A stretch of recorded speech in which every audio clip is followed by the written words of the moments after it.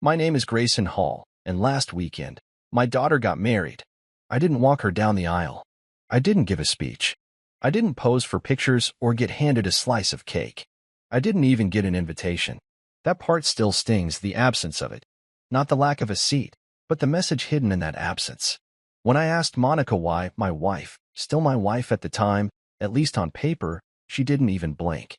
She said, "It's just a wedding. You can watch it from home. Just a wedding." As if that moment wasn't supposed to be the culmination of everything we built.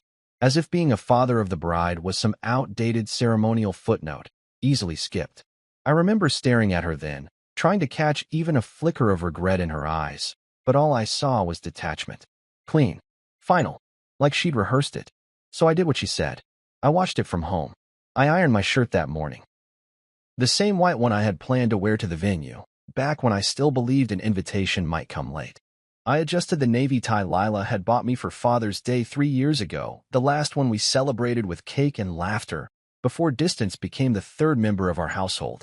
I even polished my shoes, though I never left the house. The suit jacket hung on me differently now, a little tighter around the shoulders, a little looser at the waist. I looked in the mirror and saw a man trying too hard not to look forgotten. At exactly 11:30, I sat on the couch, my laptop propped up on the coffee table. The stream hadn't started yet, just a static image of the floral arch they must have spent a fortune on. White orchids, pale roses, soft gauze draped between them like the whole thing was suspended on a sigh. I opened the bottle of sparkling cider I'd bought months ago. It had dust on the label. I wiped it off with my sleeve and poured a glass, setting it beside me like I was toasting something. The living room felt smaller that day. The silence pressed in from the corners like it was trying to make me smaller too. I shifted in my seat when the music began. Soft strings, classical, tasteful. Then the feed cut to the inside of the venue. My eyes went straight to the front row. There was Monica, in that deep blue dress she always said she'd save for something special. Laughing. Laughing like this day had no ghosts. Beside her was Camden's mother, the kind of woman who wore diamonds like sunscreen. Thick, reflective, untouchable. They leaned toward each other, two halves of the same polished coin, whispering behind manicured fingers. Not a glance spared for the empty space where I should have been. And then there was Lila, my daughter, my girl, standing at the edge of the room in a gown that made her look like the last moment before a snowflake melts. She was stunning. Breathtaking. But I saw it, the tightness around her eyes, the way her smile trembled just at the corners. She wasn't holding a bouquet. She was holding herself together. And I wasn't there. I wasn't in the pictures. I wasn't in the program. I wasn't in the goddamn building. When the music swelled again and the guests rose, I leaned forward. The camera angle shifted. A man in a tailored suit took Lila's arm. Camden's uncle, I would learn later, and walked her down the aisle. My breath caught, not in jealousy, but in grief. Not because someone else walked her, but because she let them. I wasn't missed. I was replaced. That's a different kind of mourning. They reached the altar, and the officiant made a joke about blended families and modern love. The room chuckled, and I sat stone-faced on the couch, fingers clenched around the stem of my glass. The vows were next, or at least they were supposed to be. The audio glitched. For a full 30 seconds, all I could see were mouths moving, shapes and syllables, but no sound came through. Just the rustle of my own jacket as I leaned closer, as if I could lip-read my way into the moment. But that silence? I knew it. I'd lived in it for years. The kind that stretches across dinner tables, across car rides, across entire seasons of marriage. It wasn't just the stream that cut out. It was my life. I kept watching. Because what else was there to do? The camera panned across rows of smiling guests, touched briefly on Monica's perfectly posed posture, then zoomed in on Lila's face. She smiled, nodded, repeated something I couldn't hear. But her smile didn't reach her eyes. And then, just as the officiant lifted his hand to pronounce something, probably the part where everyone claps and the music swells, the stream glitched again. The image stuttered. Froze. And in that frozen frame, everything changed. Lila's mouth opened. Not in joy, but in a scream. A wine glass airborne. Monica standing, face twisted in shock. And Camden, turning away, mid-step, as if he couldn't exit fast enough. I stared at that image for what felt like hours. My reflection in the laptop screen layered over the chaos like a ghost. I didn't move. I didn't breathe. I just watched. Watch the frame that no one curated. The moment that no one invited me to witness but that arrived anyway. Unfiltered, unguarded, undeniable. My silence, all these years, had finally echoed loud enough to split the room. And now, even through a screen, even in a suit no one saw, I had seen everything. They always say divorces don't ruin families, silence does. I used to think that was just something people said to make themselves feel better about giving up. But now I understand it. Not just in theory. I lived it. Silence didn't come crashing into our home one day like a wrecking ball. It trickled in, slow, like water under floorboards. Monica and I didn't explode. We evaporated. And it started, I think, around Lila's senior year. That's when the house began to feel uneven, unbalanced. Like every conversation had a weight limit, and I was always tipping us too far. Monica changed during that year. It was subtle at first. New books on her nightstand, new perfume, longer days at work that turned into networking events I wasn't invited to. She'd come home with stories about professors, classmates, old colleagues she reconnected with. I'd ask how the class went, and she'd answer with half a smile, her eyes already past me. You wouldn't understand, she said once when I asked what strategic marketing entailed. It's not really your lane. I don't think she meant it to cut, but it did. I never considered lanes. I just considered family. I paid the bills. I showed up. I was present, but I wasn't enough. That's what she started saying more often. You're too rigid, Grayson. Too plain. You don't dream big enough. Dreams. I had them. They just didn't look like hers. Mine looked like dinner on time, a roof that didn't leak, Lila's dance lessons paid for ahead of schedule. Mine looked like putting in overtime at the engineering firm so I could replace our rusty dishwasher without dipping into savings. I thought that mattered. I thought being the man who never left meant something. But somewhere along the line, that became background noise. She moved forward, and I, by staying still, was left behind. Still, I stayed for Lila. Because when it came to her, I was more than enough. Or at least I used to be. I was the one who taught her how to ride a bike, who held her steady until she found balance. I was the one who sat through every recital, even when she missed the notes or got stage fright. I was there, not just physically, but fully. I made her birthday cakes from scratch until she turned 16. I built the shelves in her room for her art supplies. I drove her to college tours while Monica worked weekends at her internship. I never needed thanks. Just space at the table. Just recognition. And even when Monica's family made me feel like an accessory, like a placeholder in every photo, I stayed quiet. I figured it was just tension. Temporary. I told myself they didn't know me. That eventually, I'd earn their respect. But you can't earn respect in a system designed to exclude you. So when the wedding plans began, and I noticed my name wasn't included on anything, no save the date, no seating list, not even a group chat, I didn't yell. I didn't accuse.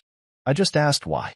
One evening, while Monica stirred pasta on the stove and scrolled through her phone like she was performing both tasks for an audience, I asked, shouldn't I be at the tasting? She didn't even look up. You make things awkward, she said, like it was a simple fact, like she was telling me the sky was blue or the pot was boiling. It's better this way. You know how tense things get when you're around my family. I didn't respond right away. I let the words settle, heavy and final, like bricks being stacked to seal a wall. Then I asked the question that scared me more than any other. What about Lila? Does she want me there? And Monica, God bless her cold efficiency, didn't even blink when she said, she's fine with it. Fine with it.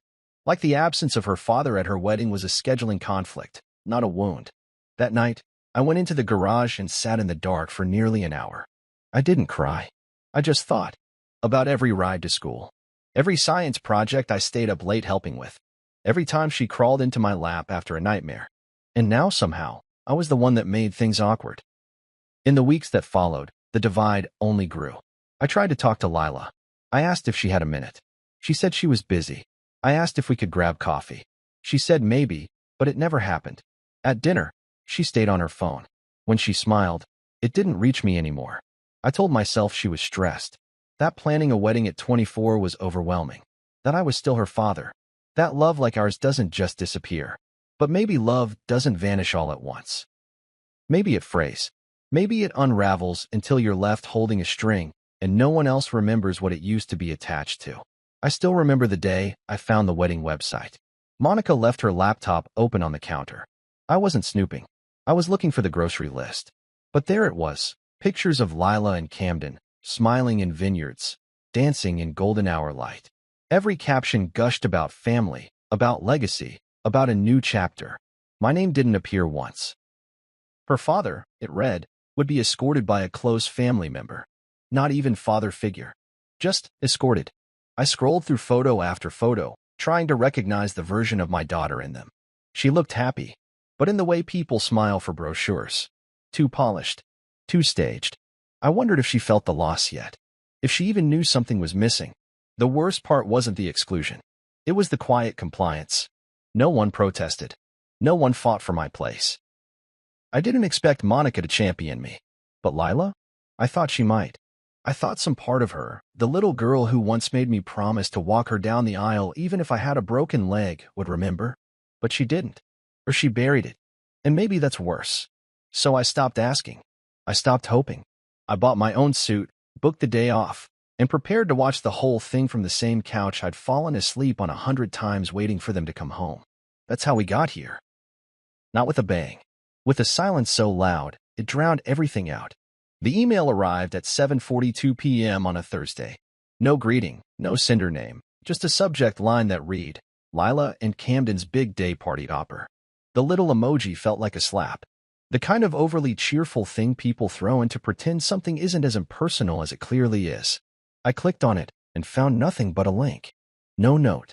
No apology. No explanation for why the man who raised her, bathed her, taught her to drive in the high school parking lot every Sunday morning, was being offered a seat in front of a screen instead of at the ceremony. Just a sterile link and a date. Saturday, 11:30 a.m. sharp. Live stream provided by some upscale event vendor with a fancy name and a tagline that read, "Be there, even when you can't." I stared at it for a long time, unsure if I should laugh or cry. Be there, even when you can't. Like I just couldn't attend. Like I had a scheduling conflict or a passport issue. Not that I'd been shut out. Erased. Replaced. No, this was the consolation prize for someone too inconvenient to seat. I didn't click it right away. I left the message unread for hours, as if that might delay the sting. But it didn't. Nothing ever does. Saturday came with no surprises. The sky outside was overcast, the kind of dull gray that makes the whole world feel muted. I woke up early anyway. Showered. Shaved. Dressed with care. A navy blue suit, white shirt, polished black shoes. The same ensemble I would have worn if I'd been at the venue in person. I stood in front of the mirror, fixing my tie, wondering if Lila would think of me at all as she got ready. Wondering if she'd remember the time I walked her through the house in her first pair of heels, holding her arm so she wouldn't fall, both of us laughing while she pretended to be on a red carpet. I turned the living room into something ceremonial. Cleared the coffee table. Opened the curtains. Adjusted the laptop so the glare wouldn't wash out the image. Then I reached for the bottle of sparkling cider I had stored away for a someday that never came. No one else would toast me, so I poured my own glass and raised it to the quiet. Then I clicked the link. The stream loaded slowly at first, buffering like it was unsure whether I belonged there either. Then, the screen opened onto a scene so beautiful it hurt. White chairs arranged in perfect rows. Lanterns hanging from olive trees. A floral archway that looked like it belonged on the cover of a wedding magazine. Everything was pristine. Perfect. Curated. I spotted Monica right away. She was in the front row, wearing the royal blue dress she once told me she was saving for something life-changing. She sat beside Camden's mother, the two of them already laughing like old friends. Their heads tilted close, shoulders bumping, bonded by something that had no room for me. The camera panned slowly across the venue, catching glimpses of guests smiling, adjusting ties, brushing lint from lapels. People I didn't know. People who didn't know me. People who would raise glasses and laugh later without ever realizing the father of the bride had been demoted to spectator. I searched for Lila. My heart was already racing. She appeared just off-center, stepping into the frame like a vision. She looked breathtaking. Pale silk clung to her frame like moonlight. Her veil fluttered in the breeze. For a moment, everything else disappeared. My chest swelled with something I couldn't name, pride, grief, joy, all tangled into a knot I couldn't undo. But then I noticed the way her hands trembled slightly as she adjusted the bouquet. The way her eyes darted, scanning the crowd. Not for me. I knew better than to hope. But for something. Or maybe someone. Then he appeared, Camden's uncle. I would learn later. He stepped forward and offered his arm. Lila nodded, lips tight, and took it. Just like that. No hesitation. No pause. No space for what could have been. He walked her down the aisle, every step erasing the version of that walk I had imagined for 24 years. I leaned forward, fingers pressed to my lips, watching my daughter walk away from me in more ways than one. The officiant welcomed everyone, his voice bright and polished. "We are gathered here today," he began, launching into the expected rhythm. He made a light-hearted comment about blended families and modern love, and the audience chuckled. I didn't. Not because I didn't get the joke, but because I was the punchline. Every word felt like it was folding me tighter into a box labeled obsolete. I reached for my glass, took a long sip, and waited for the vows. But then, something odd happened. The screen flickered. The video stuttered. I thought it was my internet connection at first, so I checked the Wi-Fi. Full bars. Still, the audio cut out. The camera showed Camden speaking, mouth moving, lips forming words that never made it to my ears. Lila followed, her voice likely trembling, but I couldn't hear a thing. Just silence. My own breathing filled the room, harsh against the stillness of the scene. I reached out instinctively, touching the edge of the screen like it might help. Like I could will the sound back. But what struck me wasn't just the glitch. It was the way that silence mirrored something deeper, something I'd lived with for years.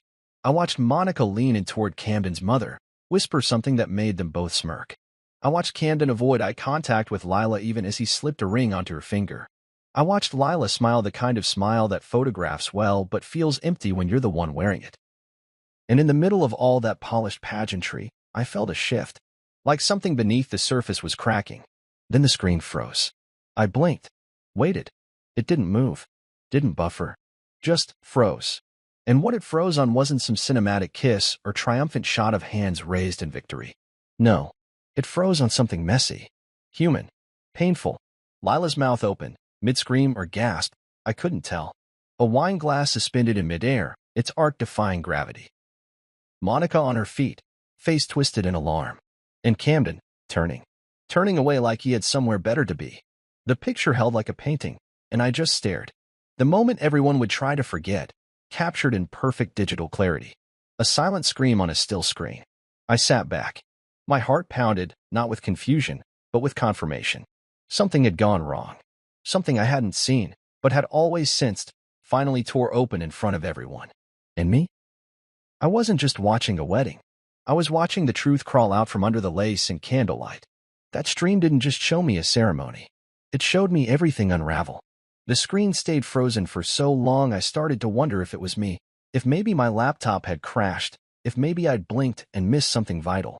But no, the internet was solid, the battery full. It was the stream that died, not the device. That image.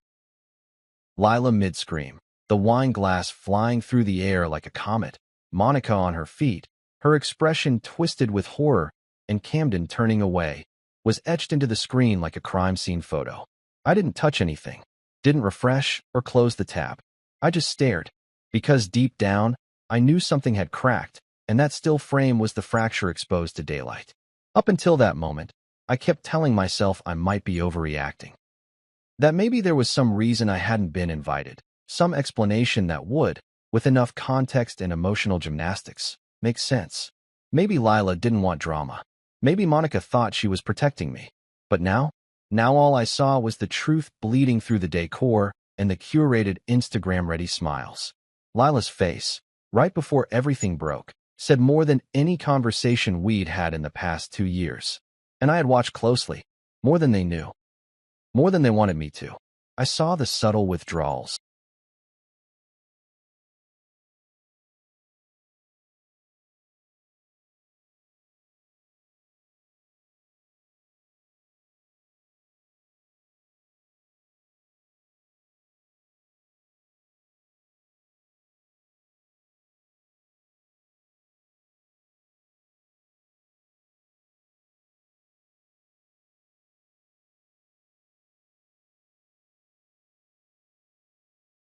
How she grinned so hard her gums showed, proud of her new smile, showing it to everyone who would look. But on that aisle, walking slowly in that silk gown, her smile wasn't joy, it was a performance. a mask. And now, frozen in the moment, everything shattered. I wondered how long she had been pretending. I kept rewinding in my mind the pieces I'd seen before the stream went dark. The officiant joking about blended families. The polite chuckles that followed. Monica whispering, always whispering, into Camden's mother's ear like they were narrating a private show no one else was smart enough to understand. Camden's eyes shifting constantly, never landing on Lila for more than a second. There was a moment during the ring exchange when Lila looked directly at him, held his gaze a beat too long, like she was waiting for something, reassurance, maybe, or conviction. But Camden blinked and looked away. That was when I first felt it. That tug in my gut, the same one I used to get when she was little and tried to lie about sneaking cookies from the jar. That something is wrong feeling. Except now, she wasn't hiding chocolate chips behind her back. She was hiding disappointment behind a bridal veil. The stream didn't resume. Not that day, not that night. I refreshed it every hour like clockwork, thinking maybe they'd post an update, a replay, a statement. But nothing came. The event page went blank. The vendor's logo sat there like a smug shrug. I kept the tab open anyway, just in case someone thought I deserved to know what happened next. But no one did. And yet, I couldn't let go of the image. That frozen second had more honesty in it than anything Monica had said to me in the last 5 years. In it, all the facades collapsed. In it, I saw the truth no one wanted me to see. That's the thing about being quiet. People think you're not paying attention. They think silence means apathy. But silence is where clarity grows. It's where the noise filters out and the details, the little, uncomfortable truths, rise to the surface. I'd spent years being silent. Not because I didn't care, but because every time I tried to speak, I was told I was too intense, too serious, too much. So I shut up. I let Monica take the spotlight. I let Lila drift. I let myself become the backdrop. But silence doesn't mean blind. It means listening so deeply that you hear what others don't dare say out loud. That frozen frame played on repeat in my mind. Lila's face, half scream, half revelation. Like something had snapped inside her in that exact second. The kind of break you can't patch with apologies or champagne toasts. Monica's reaction, frozen between fury and fear, told me this wasn't how the day was supposed to go. She'd planned every detail, no doubt. She'd built a wedding like she builds everything. Meticulously, aesthetically, with a sharp eye and a tighter grip. And now the control was slipping, live, for everyone to see. Camden's turn, mid-stride, felt like betrayal in motion. He wasn't frozen in regret or surprise. He was moving, choosing to leave. And that said everything. No one called me. Not Monica. Not Lila. Not even a text to acknowledge what had happened. It was like they all vanished into the chaos they tried so hard to choreograph. But I sat there, in my full suit, tie still straight, shoes still polished, holding the last unedited image of the day. And maybe I wasn't meant to be there. But somehow, I was the only one who truly saw it. The silence in my living room that afternoon was deafening. Outside, cars passed. A lawnmower buzzed somewhere down the street. But inside, all I could hear was the sound of years collapsing into one unmoving frame. I didn't pour another glass of cider. I didn't move to change clothes. I just sat with it, with the truth, with the realization that the smile Lila gave them that day wasn't a gift. It was a warning, and no one, except maybe me, caught it in time. I didn't know how long I'd been sitting there, staring at that frozen frame. The screen hadn't changed. It still showed Lila mid-scream, wine glass suspended like some elegant weapon in the air, Monica's face twisted with a kind of horror that couldn't be faked, and Camden, walking out of the frame, his back turned like a punctuation mark at the end of a sentence I never agreed to write. I moved once, just enough to click the touchpad. Nothing happened. The video wouldn't resume. No buffering. No spinning wheel. Just stillness. Like even the internet didn't know how to continue. I hit refresh. Same screen. I opened a new tab, typed in the event vendor's site, and searched for the stream. Gone. As if the whole thing had been scrubbed. But the image was still here. Burned into my laptop, my memory, my chest. It was haunting, but not in the way you'd think. Not because it showed a disaster, but because it showed the truth. A truth too raw for wedding albums or edited highlight reels. My phone buzzed on the side table. I didn't reach for it at first. I thought maybe it was some system notification, a useless calendar reminder, or worse, Monica, with a perfunctory explanation crafted to protect whatever reputation she still thought mattered. But then it buzzed again. And again. I leaned over and picked it up. Marcus. My nephew. Lila's cousin. A message from him blinked across the screen. You watching this? Total meltdown. A second later, one from Avery. My niece. Glass shattered. Bride crying. Camden walked out. It's a disaster. And another. Did you see Monica? She screamed at Camden's mom. Someone caught it on video. My thumb hovered over the reply button, but I didn't type anything. What was there to say? That I saw it? That I knew? That I'd known long before any of them? That the image they were just discovering now was something I'd sensed coming for years? I just sat there, letting the words hang on the screen like distant echoes. They wanted my reaction, but silence, ironically, was the only honest response I had left. I looked back at the screen. The frame hadn't changed, but it didn't need to. I studied Lila's expression again. Not just the scream, but what lived underneath it. The tight pull of her mouth. The disbelief in her eyes. That was heartbreak breaking through. Not embarrassment. Not inconvenience. This wasn't a tantrum, it was realization. She had just seen something she couldn't unsee. Maybe it was the texts. Maybe a whispered confession. Maybe a look exchanged between two people who thought no one was watching. But something inside her broke, and the scream followed. And Monica, God, Monica. Her face in that frame was a blueprint of control lost. That open mouth wasn't confusion. It was rage. I knew that expression. I'd seen it in our kitchen, in our car, across dinner tables where I didn't finish my sentence fast enough. It wasn't the scream of a mother heartbroken for her daughter. It was the scream of a woman watching her script catch fire. Camden's mother must have said something, or not said something, or reacted wrong. And Monica, always poised, always calculating, snapped. Camden turning away was almost poetic.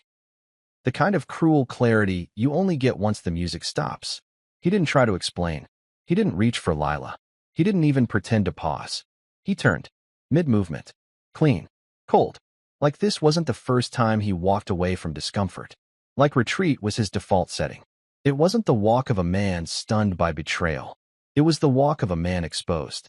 The whole thing was unraveling right there on the screen, and yet no one reached out to me with honesty. Not Monica. Not even Lila. Just extended family watching from the wings, forwarding chaos like gossip. But for me, this wasn't viral content. This was my daughter. This was the moment she realized the world Monica helped her build was made of glass. And she just watched it shatter from the inside. Still, I didn't move. I couldn't. My chest was tight, like all the years I'd swallowed disappointment were pushing back up through my ribs.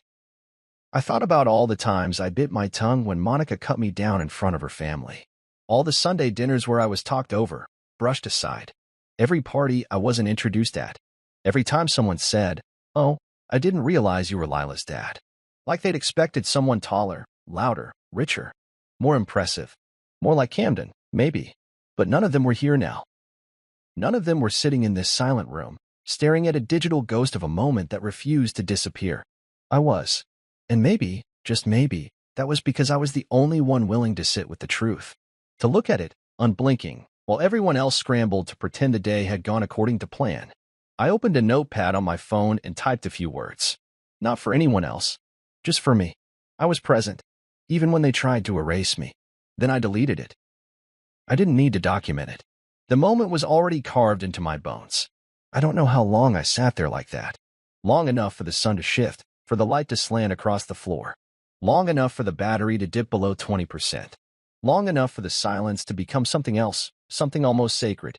Because in that moment, I wasn't a ghost anymore. I wasn't the uninvited father. I was a witness. And what I witnessed was real. I closed the laptop slowly. Not out of frustration. Out of respect. That image, ugly, raw, unplanned, was the first honest thing this wedding had produced. And it didn't come from a toast or a dance or a speech. It came from a scream. From a thrown glass. From the turn of a man's back. And in that moment, I finally saw Lila clearly. Not the filtered version Monica approved. Not the polished adult clapping for appearances. I saw my daughter. Hurt. Awake. Alone. And maybe, just maybe, she was finally starting to see me too. The live stream never came back. Not a flicker. Not a single update or courtesy message saying, "Due to unforeseen circumstances, the broadcast has ended." Just a dead link and the echo of a wedding that imploded in real time. But the internet? Oh, the internet didn't rest. Within hours, it became its own kind of chapel, one where people knelt to timelines, swiped through chaos, and shared pieces of the truth like communion wafers. The first clip I saw came from someone's Instagram story. A wide pan of the reception hall, lights low, music still playing as voices rose in sharp, pointed confusion. You couldn't see the glass fly, but you could hear it hit. That sharp, crystalline shatter that told you something had gone wrong. And then, through the chaos, Monica's voice, shrill, unmistakable, yelling at Camden's mother across the head table like it was a courtroom. She was never good enough for your family. Monica barked, and it echoed even through the shaky camera. So you filled his head with poison. Someone tried to pull her back, but Monica shoved the hand away, eyes wild, mouth still forming words as the video cut off. I didn't blink. I played it again. Then again. Not for drama. Not out of spite. But because, for once, the version of Monica that had always lived behind my closed doors was on full display for everyone to see. Then came the texts, screenshots spreading like wildfire across Twitter and TikTok. Lila and Camden, caught in a confrontation backstage just minutes before the ceremony. Apparently, someone named Eden had been texting Camden for months. Eden wasn't just some name in his past. She was still present, still active. The messages weren't vague. They weren't flirty misunderstandings. They were explicit, detailed, plans, memories. One message even read, "Can't wait till this charade's over." Sent the night before the wedding. And Camden, spineless to the end, hadn't even deleted them. One clip showed Lila holding his phone, fingers scrolling, her mouth twisted in disbelief. "Who is Eden?" she whispered. Her voice was tight, but clear. "You said she was nothing. You said that was over." He didn't deny it, didn't argue, just snatched the phone back and said, "It doesn't matter now." That was the moment, I think, when the scream was born. The one I saw frozen in the live stream. The one that burst out of her not from anger, but from a grief so immediate it didn't have time to put on grace. And then came another video, this one blurrier, shot from a side angle near the bar. One of the groomsmen, drunk, red-faced, slurring, spoke into someone's phone as if the world wouldn't hear. Camden's been renting that second apartment for months, right near the marina. You think Lila doesn't know?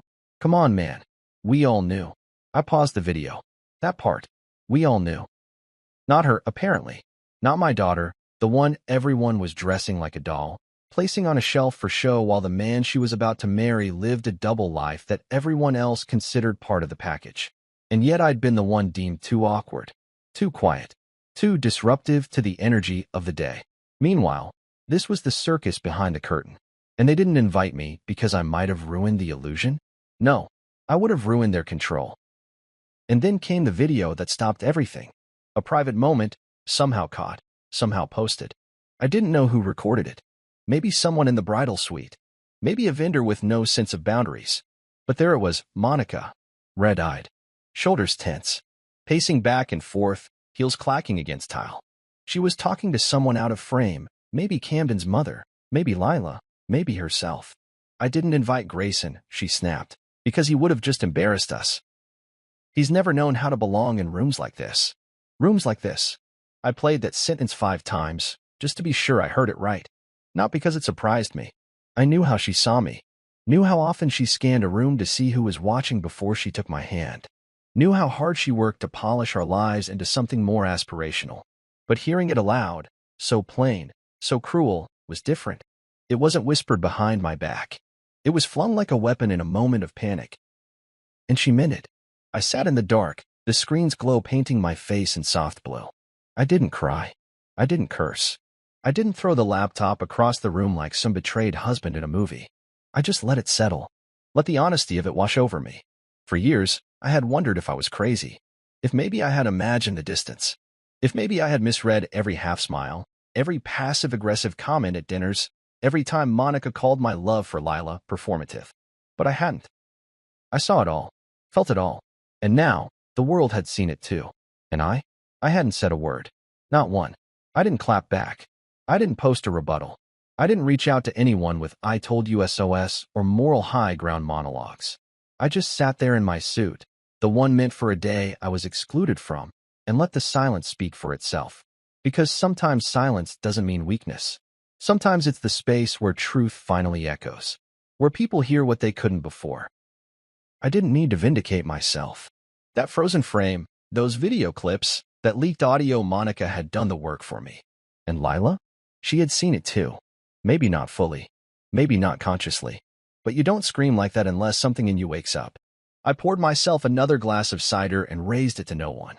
Not in celebration, but in clarity. Because after all the speeches that were planned, after all the photos that would never be posted, after all the toasts that went undelivered, the most honest moment of that entire day was one that no one had prepared for. And I had a front row seat. Even from home. It was 2:17 a.m. when the phone rang. I wasn't asleep. I hadn't even made it to the bedroom. I was still on the couch, still in the same suit, the tie now loosened, the top button of my shirt undone. The living room was dark except for the soft blue glow of the laptop screen, still open, still paused on that same ruined moment. I didn't want to shut it off. Not because I liked looking at it, but because it felt like the only honest thing in the house. That frame had given me what years of explanations never could, the truth in one captured second. So when the screen of my phone lit up and her name appeared, Lila, my breath caught. I didn't move right away. I just stared at it like it wasn't real. She hadn't called me in months. A few cold texts here and there. A busy this weekend, or sorry I missed your call. Polite distance. But this? A call at 2:17 in the morning, after her world had collapsed in front of hundreds of people? This was something different. This was her reaching for something. Or someone. I answered on the third ring, my voice caught between exhaustion and something rawer. Lila, I said, barely above a whisper. She didn't say anything at first. Just a long breath on the other end. And then it came, choked, unfiltered, broken. Were you watching? I closed my eyes. The question didn't need explanation.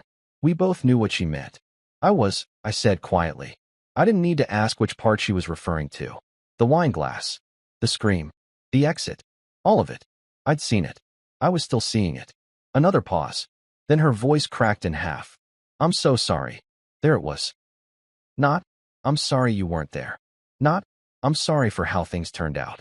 Just, I'm so sorry. Like the kind of sorry that stretches beyond one event and reaches back through years of silence. I sat up straighter, pressing the phone tighter to my ear. For not inviting me? I asked, my voice calm. Not bitter. Just honest. She sniffled. A ragged breath followed. For not seeing what you always saw. That stopped me. I thought you were just too quiet, she said. Too hard to read. Like you didn't care. But maybe you were just paying attention. I leaned forward, elbows on my knees. The suit jacket rustled around me. My heart ached at the sound of her voice. Raw, real, no filter. No rehearsed lines. This wasn't the Lila from the engagement videos or the bridal shower posts. This was the little girl who used to fall asleep on my chest during thunderstorms. I always paid attention, I said. That was the whole point. Silence stretched again, but it wasn't heavy this time. It wasn't awkward. It was the kind of silence that had weight and purpose. Like we were sifting through all the years that had passed, trying to find pieces we dropped along the way. He told me he loved me the morning of the wedding, she said suddenly. But it didn't sound like love. It sounded like strategy. Like he was making a move on a chessboard. I said nothing. Sometimes silence does more than sympathy. And Mom, she continued, her voice tightening, she kept saying how important it was to present well. To represent the family right. That if I just held it together, everything would work out. Even when I showed her the text from Eden, she said it didn't mean anything. That I was overreacting. That all men get cold feet. Did you believe her? She hesitated. I wanted to. I really did. I wanted to believe she was right and that I was just being emotional. But when I saw him shrug, like it wasn't even worth explaining, her voice caught again. I saw everything you tried to warn me about. All at once. I rested my head in my hand, fingers pressing into my temple. I wanted to tell her I'd known. That I saw Camden's charm for what it was, performance. That the way he shook my hand without ever really looking at me told me more than his polished words ever did. But I didn't say any of that. Because she already knew. You always just watched, she said. Like you were waiting for me to see it on my own. I was, I admitted. Because I knew you wouldn't hear it if I tried to say it. She exhaled slowly. Why didn't you push harder? Why didn't you try to stop it? Because if I had, you would have defended him. Or her. Or the picture they painted, I said. You weren't ready to hear it yet. She was quiet again. Then, softly, I think I hated you for a while. Because you didn't fight harder. Because you didn't show up in the ways I expected. I know, I said. And I let you. Why? Because I knew the day would come when you'd call. And I didn't want you to feel like you had to apologize before I could listen. She didn't say anything, but I could hear her crying on the other end, quiet, steady, not the loud, jagged sobs of someone who's breaking. These were the tears of someone who finally let go of a weight they didn't know they'd been carrying. I don't even know who I married, she whispered. I could have said, you didn't. But that felt like cruelty dressed as wisdom. So instead I said, you know who you are now. That's what matters. We talked for nearly an hour after that. No raised voices. No long monologues. Just unraveling. Years of misunderstanding, small betrayals, quiet griefs. We talked about the house we built together, back when it was the three of us and Lila would dance in the hallway in socks. We talked about the way Monica slowly redrew the lines of the family until I was on the outside. We talked about how sometimes love is silent, but that doesn't mean it disappears. It just waits. By the time we hung up, it was after 3 a.m. The house was still. The frozen frame was still on my screen. But I didn't need to look at it anymore. Because something else had taken its place, her voice. Real, raw, reaching. And for the first time in a long time, I felt like a father again. The morning after the call with Lila, the sky was overcast in that quiet, stubborn way where the sun never fully commits to showing up. I didn't sleep. I hadn't even tried. My suit jacket was still slung over the arm of the couch, the tie coiled like a question mark on the coffee table. The laptop was closed now, the frozen frame sealed behind a black screen, but it was still playing in my head. Lila's face mid-scream, the glass mid-flight, Monica's expression twisted into something unrecognizable, and Camden, always the coward, always turning away. But this morning, I didn't want to sit in that image anymore. I needed to stand in it. To walk into the mess they left behind, not as a guest, not as an intruder, but as the father of the bride, uninvited but no longer invisible. I drove out to the venue just before noon. I didn't tell anyone I was coming. I didn't call ahead or check if anyone would be there. I just got in the car and drove. The place was out by the edge of town, nestled between sloping vineyards and a man-made lake that never looked quite real. The kind of place with filtered water in the fountains and overpriced hors d'oeuvres on trays that no one eats because they're too polite to chew in photos. I pulled up to the front gravel drive, past the wrought iron gates and manicured hedges, and parked just off the circular loop, where tired florists and catering trucks were finishing their exit choreography. No one stopped me. No one asked who I was. I walked in through the side path like I belonged there. And for once, I didn't care if I did or not. The wreckage was still visible, but carefully managed. Half the archway had already been taken down, the gauzy fabric bundled into plastic bins. The staff moved like people erasing a crime scene, deliberate, fast, emotionless. Petals were being swept up into bags. Chairs were stacked. And off to the far end of the lawn, by the crushed grass where the reception tables had been, a few workers were hosing down a dark stain on the flagstone, wine or blood. I couldn't tell. Either way, it was the kind of thing they didn't want on record. I stepped through the garden walk and into the event hall. It was quieter inside. Cooler, like the air hadn't quite caught up to the aftermath. The chandeliers were still dimmed, casting soft, ghost-like glows on the polished floor. The dessert table had been stripped bare. A lone cupcake wrapper lay curled like a shell, the only survivor. And in the far corner, next to the wall of tall glass windows, I saw her, Monica.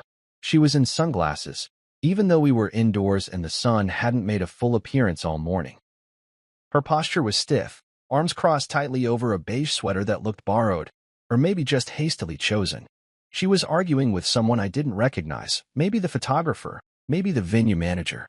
I didn't care enough to find out. Her voice was sharp, flat, the kind of voice she used when she didn't get her way in a boutique or when a waiter brought the wrong wine. You need to delete the backups, she was saying. We don't need a record of that disaster. It's a liability. And then she turned and saw me. She froze. Completely. Like I was a hallucination the morning hadn't finished shaking off. Her mouth parted, then closed again. I didn't say a word. I just stood there, hands in my pockets, heart calm in a way I didn't expect. For a few seconds, we stared at each other in the middle of that half-emptied room. surrounded by wilting flowers and the stale perfume of yesterday's luxury. "You got what you wanted," she said finally, bitterness dripping from every syllable. I didn't flinch. "What exactly do you think I wanted?" Her jaw tensed. "You didn't want her to marry him." "You're right," I said. "But that's not what I wanted yesterday. Yesterday, I wanted a seat at my daughter's wedding." Monica looked away, pulling her sweater tighter around herself like she could shrink into it. "It wouldn't have helped. You would have made it worse." I almost laughed. Not because it was funny, but because of how absurd it sounded now, in this hollowed-out palace of pretend. Worse than what? The bride crying in front of 100 people? The groom walking out? You screaming across the table like a Real Housewives audition? She said nothing. I took a step closer, but not threatening, just enough so she couldn't pretend I was part of the scenery. "You always said I didn't fit in rooms like this," I said. "But look around, Monica. These rooms weren't built for love. They were built for photos, for appearances. And now look where we are." Her chin lifted slightly, a reflex she'd honed over years of arguments. Keep the face calm, keep the spine straight, never let them see the tremble. "You think this proves you were right?" she asked. "No," I replied. "It proves you were wrong." The photographer or planner or whoever he was cleared his throat awkwardly and excused himself. Monica didn't try to stop him. She just stood there, silent now, like all the words had run dry. I turned to leave, but before I did, I said one last thing. "You tried to erase me. From the photos, the schedule, the story. But you couldn't erase the truth. Lila saw it. The world saw it. And I'm not the one they're pointing fingers at." I left her standing there, alone, surrounded by the wreckage she helped build. That night, Lila texted. Just a few words, but heavy. "Thank you for not saying, 'I told you so.'" I stared at the message for a while before replying. "You don't say that to someone already in pieces." She responded with a single heart emoji. That was it. But it meant more than paragraphs. I didn't sleep much that night either. But it wasn't from anger or restlessness. It was something softer, like the slow quiet that follows a storm. The air's still wet, the ground messy, but there's peace in the honesty of it. No more pretending the sky was always blue. No more holding your breath in case the clouds overhear. For so long, I tried to be the man who didn't make waves. I thought being steady meant being silent. That showing up, paying bills, staying married, even when it hurt, meant I had done my part. But standing in that empty venue, looking at the cleanup crew scraping glitter and glass from the floor, I realized something I hadn't dared say out loud. I had let myself become invisible. I let Monica shrink me down to what was convenient for her narrative. I let Lila drift into that world of curated perfection without anchoring her to truth. I thought love would carry the weight of everything I didn't say. But love isn't quiet. Love is presence. Love is hard words when they're needed. Love is standing in the wreckage and saying, "I'm still here." Lila had seen it now, and she was reaching for me through the dust. Not because I demanded it, but because I had never left. And now, finally, neither had she. Weeks passed. The story faded from the spotlight the way all things do once the next spectacle took over. Another public meltdown, another high society scandal, someone else's curated life cracking open for the internet to dissect. The wedding that wasn't slowly fell from people's feeds and mouths. The guests moved on. The planners deleted the gallery link. The venue pretended it never happened. But I didn't move on. I couldn't. Not because I was stuck in the past, but because the past, for once, was finally giving way to something I'd stopped hoping for. My daughter coming back to me, not out of guilt or need, but out of truth. That Sunday started like any other. I made coffee slowly, out of habit more than hunger. I wasn't expecting visitors. My mornings were still quiet, shaped by routine and the echo of a home that had once held more noise, more laughter, more questions shouted from the hallway. I thought I'd spend the day fixing the squeaky gate out front, or finally going through the closet full of Lila's old things I hadn't touched in years. But then came the knock. It was soft, hesitant, but it wasn't a stranger's knock. It had rhythm, memory. I knew it before I even reached the door. And there she was, Lila, standing on my porch, hair pulled into a loose bun, no makeup, no layers of expectation or performance. Just my daughter. She wasn't carrying flowers. She wasn't crying. She wasn't even wearing shoes that matched. But her presence filled the doorway like sunlight after weeks of rain. For a second, neither of us spoke. We just stared. I saw her eyes flinch a little, maybe waiting for judgment, For the quiet rebuke I had every right to hand her. But I gave her none. I stepped aside, and she walked in like she had never stopped belonging here. "I'm not married," she said as she set her tote bag down on the entry bench. In case that wasn't obvious. I raised an eyebrow. "You didn't just come to make that announcement, did you?" She shook her head. "I came to ask for pancakes. That was it. Not a dramatic speech. Not an apology wrapped in philosophical reflection. Just pancakes." And it made me smile in a way I hadn't let myself in months. We moved around the kitchen like muscle memory. She grabbed the eggs. I got the flour. She mixed while I flipped. And in between measuring spoons and quiet laughter, the air between us softened. It didn't need to be dissected. We didn't need to talk about Monica or Camden or the family dinners that were never really family. We were building something else, right there over a stovetop and the smell of browning butter. She talked. I listened. She talked about how strange it felt waking up the next morning and realizing she didn't miss him. How her first instinct wasn't to cry but to breathe, like she'd been holding her lungs hostage for too long. She admitted the whole engagement had been driven by momentum, not love. She felt like everyone was waiting for her to reach some imagined pinnacle of perfection: career, marriage, legacy. Camden looked good on paper. Monica approved. The Whitmores were clean, wealthy, respectable. It all aligned. Until it didn't. "I was so sure it was me," she said, wiping syrup from her wrist with a napkin. "That I was the problem. That I didn't know how to love right, or how to be loved."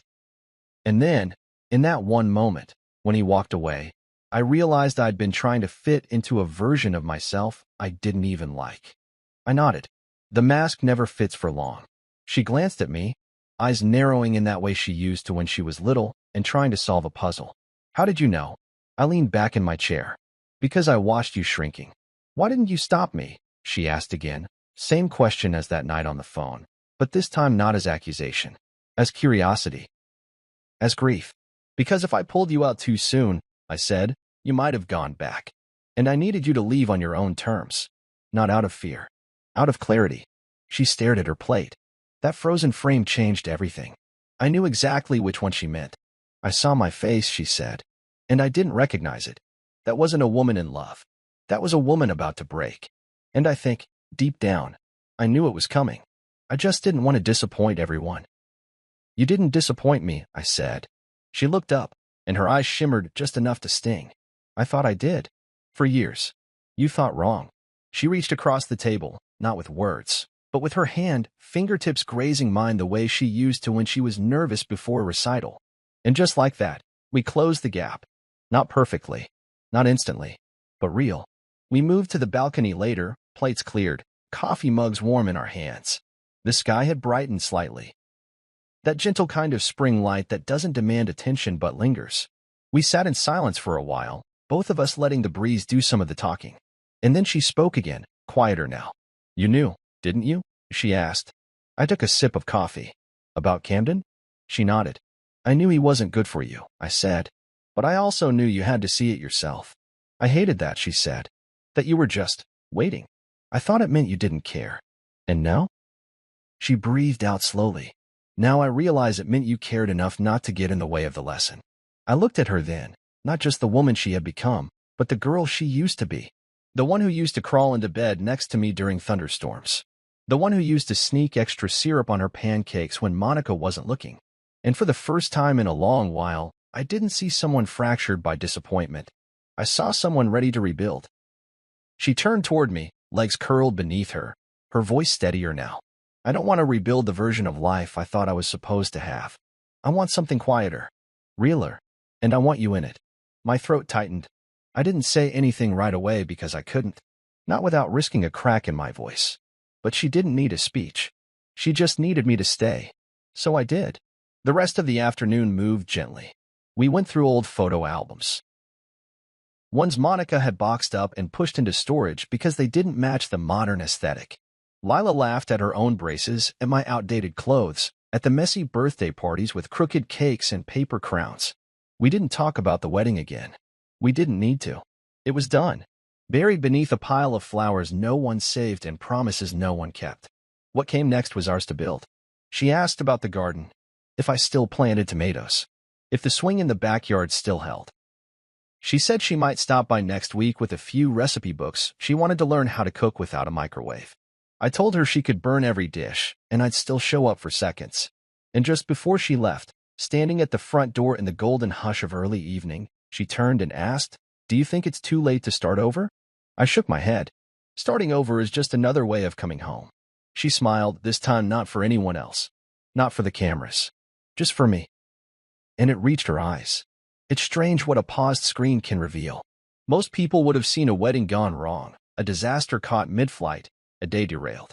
But I saw something else. I saw a daughter waking up, a wife revealing her truest self under pressure, and a man, me, no longer waiting to be included in a world that had no intention of ever making space for him. That frozen frame, with all its jagged truth and unflinching stillness, gave me more clarity than any conversation ever had. And in the quiet weeks that followed, I found myself no longer aching to rewind, but finally able to breathe. Lila came by every Sunday after that.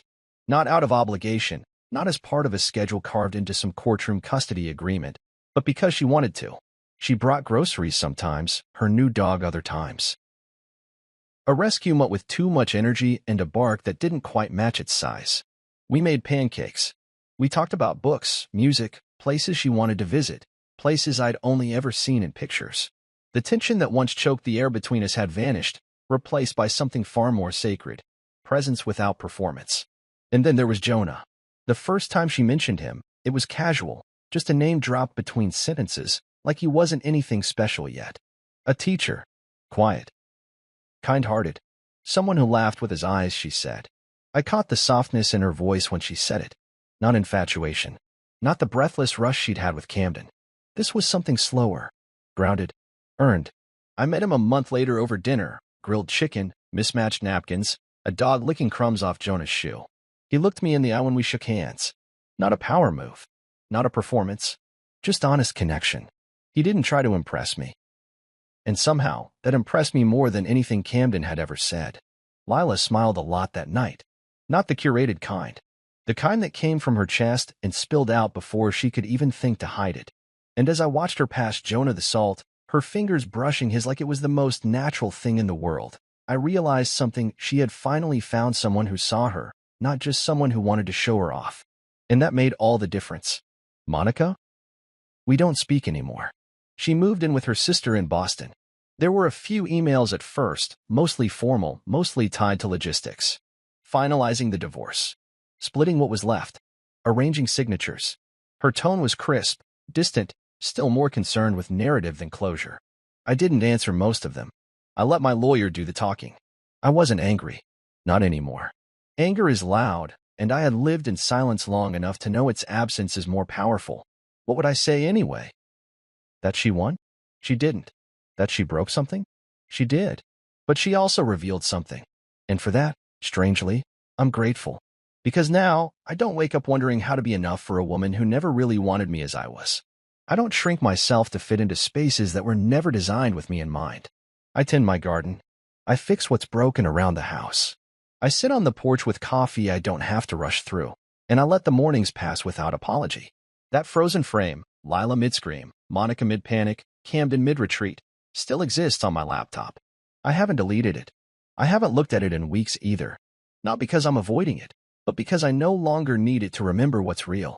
That image doesn't haunt me. It grounded me. It gave me proof that I wasn't crazy, that the years I spent watching, listening, loving from the background weren't wasted, they were seen. Eventually. And that's enough.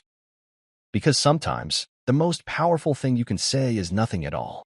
Now, on Sundays, when Lila lets herself in and tosses her keys on the entry table like she used to in high school, we don't talk about what happened. We talk about what's next. She's thinking of going back to school. Maybe teaching. Maybe writing.